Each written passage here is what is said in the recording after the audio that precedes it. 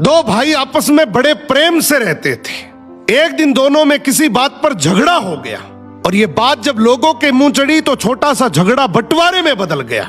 दोनों अलग अलग रहने लगे। अब दोनों एक दूसरे की शक्ल देखना भी पसंद नहीं करते थे। महीने बीते, साल बीत गए। एक दिन बड़े भाई के घर के सामने 4-5 लोग खड़े थे। वो गालियां दे रहे थे, उसे ललकार रहे थे कि हिम्मत है तो बाहर आ। इधर छोटा भाई अपने घर के दरवाजे पर खड़ा तमाशा देख रहा था और मन ही मन सोच रहा था आज बड़े को सबक मिलेगा। तभी उसकी पत्नी बोली, जेठ जी अकेले पड़ गए, तुम्हें वहां जाना चाहिए, आखिर वो तुम्हारे भाई हैं। ये गुस्से से बोला, वो मेरा भाई नहीं दुश्मन है, मैं क्यों जाऊं।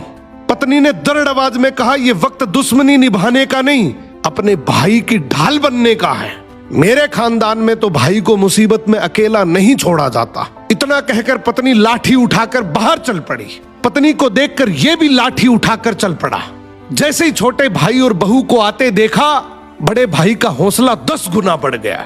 वो भी अपने बच्चों और पत्नी के साथ बाहर आ गया। अब भाइयों को एक साथ खड़ा देख दुश्मनों के भी हौसले पस्त हो गए और वहां से भाग गए।